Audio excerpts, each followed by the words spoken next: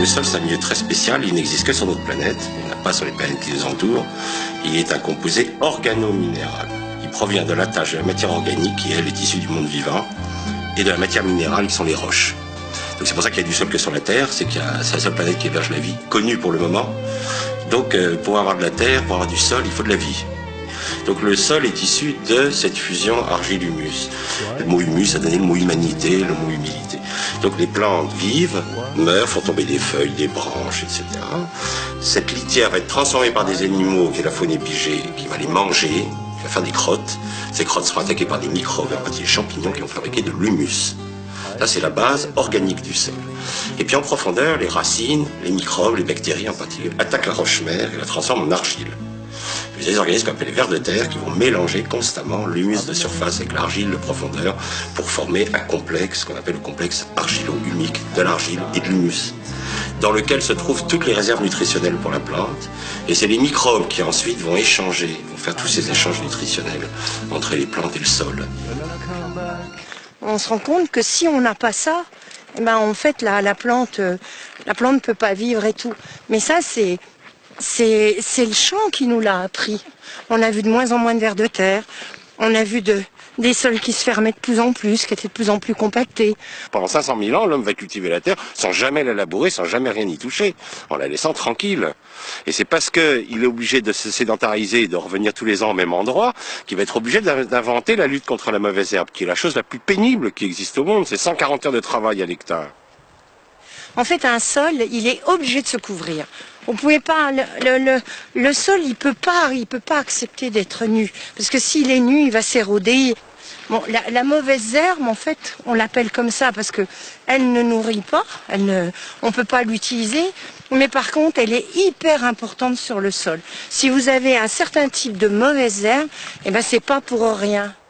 Quand vous regardez la forêt, elle vit très bien sans que l'homme intervienne dedans, c'est arrêter le labour.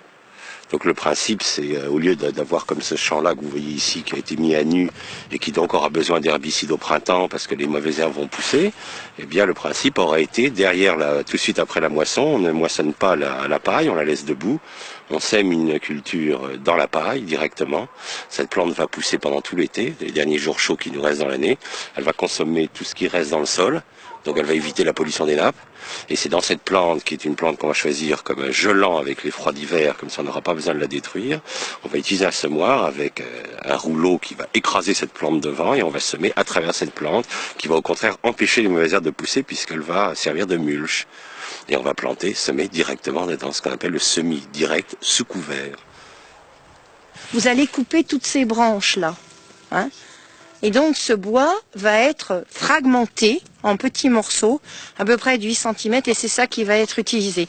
Alors ce bois raméal fragmenté à l'heure actuelle, en fait il est vraiment, pour nous, on régénère complètement les sols. On a vu des choses spectaculaires, beaucoup plus que le compost, parce qu'en fait ça va être les précurseurs des champignons que nous n'avons plus. C'est eux qui vont faire les champignons. Le compost ne fait pas de champignons. Et sans champignons, en fait, on ne peut pas lancer. On ne relance pas la vie, ou c'est beaucoup plus long. Donc pour nous, le bois raméal fragmenté, c'est vraiment une bombe. C'est vraiment une bombe de vie pour un sol. Il n'y a plus qu'une haie à gauche, il y aurait une haie à droite. Vous voyez, on aurait déjà des deux côtés une source de bois raméal. On a subventionné l'arrachage de haies, mais massivement, et on est en train de subventionner la replantation des haies. On avait incriminé les pluies acides et maintenant on se rend compte que c'est ce qui sort du sol, le peu qu'on leur laisse, qui rend malade les forêts en fait. C'est vous confirmez? Les pesticides aussi, hein. Les pesticides, oui. Parce que le vent emmène beaucoup de pesticides sur les arbres et ça les tue. Hein. Mais le principe c'est de détruire, hein. Comme disait une ministre de l'Environnement, une ministre française de l'Environnement, la pollution c'est bien, ça crée des emplois. Hein, c'est-à-dire que Auschwitz, ça crée des emplois aussi. Oui, voilà. Le travail c'est bon pour... le travail fait la liberté, hein, Marthe Frey. Hein.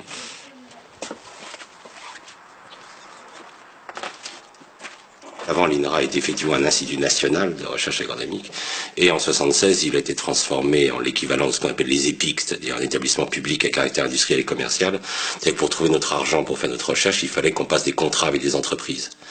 Donc, comme moi j'avais mis au point une méthode qui montrait que les sols étaient en train de mourir, si j'avais été voir à l'époque Rhône Poulenc pour leur demander de financer une recherche montrant que leurs pesticides tuaient la vie des sols, je pense qu'ils m'auraient pas financé.